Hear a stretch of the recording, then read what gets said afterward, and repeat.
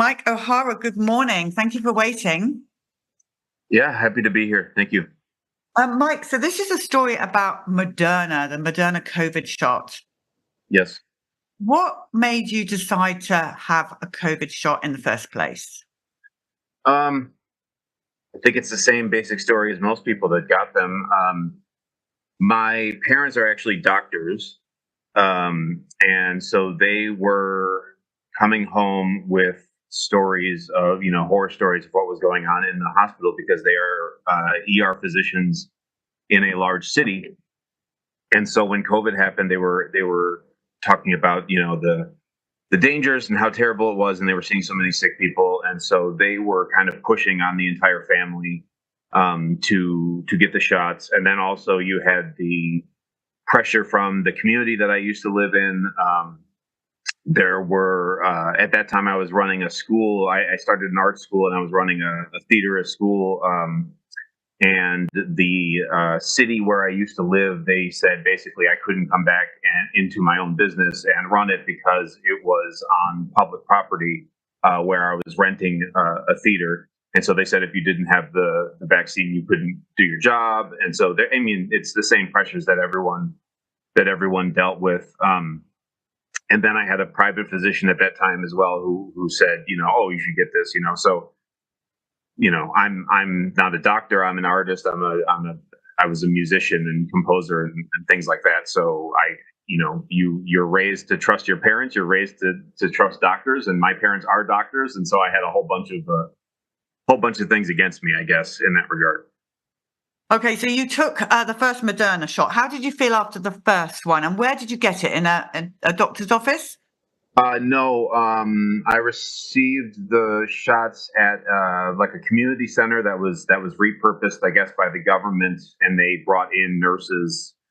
I believe the people that actually administered the shots to the folks that were with me were from the military. I believe it seemed like the guy who actually gave me the shot was he had like fatigues on, so he was either National Guard or some medic or something like that, but it wasn't at a hospital. It was actually at a church that they had kind of like turned into a mass unit simply to give the shots out.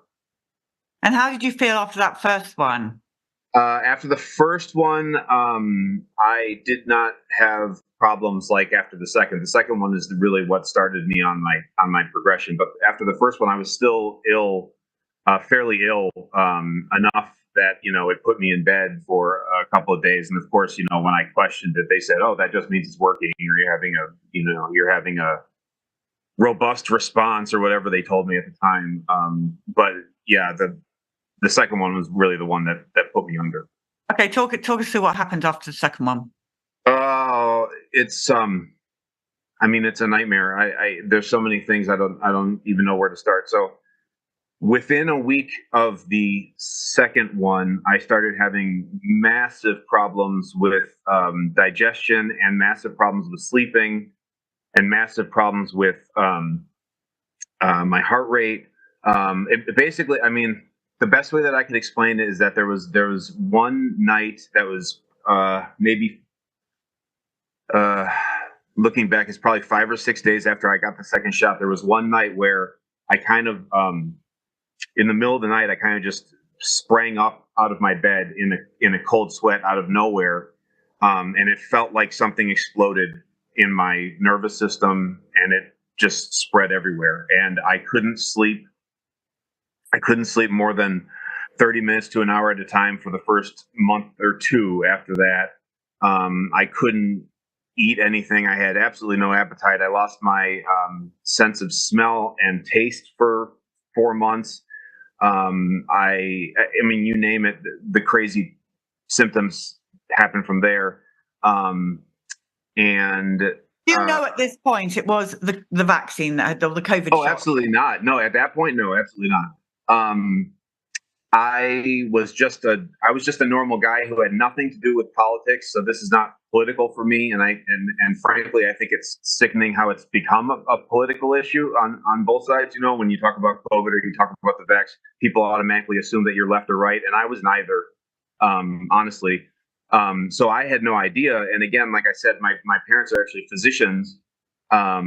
And I had a different private physician at that time. And so, of course, I was like, what the heck is going on with me? And I would ask, all the doctors that I knew. And they, of course, didn't mention it or didn't think that it was that at all. So they didn't mention it to me. And so they said, oh, you must, it must be anxiety. It must be, you're having some kind of breakdown. You're going crazy. They had every excuse in the world. The only problem is that I had never had any symptoms like this before in my life. I had no family history of any progressive disease like this. I had a clean bill of health. I had just had a normal physical that was completely clean. So it made no sense that out of nowhere, everything in my body would simply explode and start to deteriorate. And it really it was scary from the beginning, but it really, really got frightening once I started noticing that my swallowing was getting harder, and also the muscle on my body was starting to literally decay, to atrophy, to shrink off of me. Yeah, I think we've And got some footage of that, have we not, Lou? I sent a bunch of things. I don't know what you have. What's this? What are we looking at here? That's my arm. That's my arm twitching. So basically, I started losing muscle, and I had to start going to neurologists because I had all these horrific symptoms. So that's my leg. You can see the little muscle there and the lower leg twitching. So I noticed that the muscle on my body was shrinking. You can see the difference in the size between my left foot and my right foot. So my right foot looks like it maybe is a little bit puffy there, and my left foot is sunken in. That's leg muscle, what's left of it, my quadriceps. So I used to be a large muscular guy. So my entire life, I'm 6'3", and I was 200. I was 250 odd pounds when this happened. I worked out every day, literally every day. I did a hike every single day. I would do 3 miles after working. I ran my own business. I was a successful guy. That's me before I got sick. You know, and suddenly all that changed. And I've been through 10 different neuromuscular specialists now. I've had to go to 5 different states to try to get adequate care. You name the top neuromuscular clinics, hospitals, universities in the country. I've been there. That's a letter from my doctor to one of the neuromuscular people trying to plead with them to take me seriously. You know, I have had 6 different abnormal EMGs at this point. So EMG is a nerve study where they test for nerve damage, and it's been proven that I have severe and progressive nerve damage. They don't know what to call my disease because it's too complex. So, like I said, I've been through 10 different neuromuscular specialists at this point, and they disagree on what exactly to call it because I have so many symptoms that I don't fit a definition of one of them. So they can't give me a final diagnosis because they all disagree. So I've been diagnosed with CIDP. I've been diagnosed with what do they call it? They call it major axonal polyneuropathy. I had a biopsy that came back positive for small fiber neuropathy. I've been diagnosed dysautonomia. I've been diagnosed POTS. I've had all these testings done, but they don't know what to do with me because I don't. This kind of muscle wasting post mRNA disease is so new and complex. They don't know what to do. And I have gone, the only refuge was to go online when this started getting really bad. So I did, and eventually I found dozens of other people like me that are very, very severe with this muscular wasting kind of phenotype of this post mRNA disease, and we're all in the same boat. We've been to everyone, and no one knows what to do. Mike, do you mind me asking about what your parents, how has this affected your relationship, your family, your parents, because they're doctors, mainstream doctors, do they understand now this is a COVID injury situation? I don't think they do. We don't speak anymore. We don't. Basically, all of my family abandoned me. They ignored it as long as they could. They spread rumors. They said I was crazy. This is all my cousins, all my aunts and uncles, everyone who used to say they love me, my entire family. My father hasn't spoken to me in 3 years, not one word. Um, you know, they I don't know what it is. The only thing I can say is that it seems like it's a religion now. It seems like it's a religion with doctors, and with the public, and it doesn't matter what it doesn't even matter what evidence you have anymore. It doesn't matter how many medical tests you get. It doesn't matter what's happening to my body. It doesn't matter how much I've shared online. I've been mercilessly attacked every single day. I have death threats every single day. There are several different social media groups that were started simply to abuse and slander me, because I put the story out there and I tell the truth about what's happening with the severely injured like me with this strange muscle wasting disease. Um, Mike, and how does it affect your work? What about work? Are you able to earn money? I can't work. I can't. Right now, as I'm sitting here right now, it may seem, outwardly, oh, look, he looks okay or whatever. I Once I try to stand up from this interview later, it's not going to be that easy for me. I'm basically, because of the nerve damage, because of the several different types of neuropathy I now have, because of everything, um, it's very difficult to try to simply live, to try to do what. So I used to work all day long. I used to run a school and I used to work out and all that kind of stuff. Now, I try to force myself to still play my piano. Um, a little bit because it's all I have left. It's all I have left of what used to be my life. Um, and if and when I do that, I pay for it. For the next couple of days, because there's tons of weakness all over the place in all of my muscles, and as you've seen in those videos, there's twitching everywhere. There's weakness. There's pain. Um, Mike, so you basically took the shot because your parents and doctors advised you to, and you wanted to do the right thing. right. You then become very sick, and you lose all your family and the people that you love. You lose All your my friends. Right. Yeah.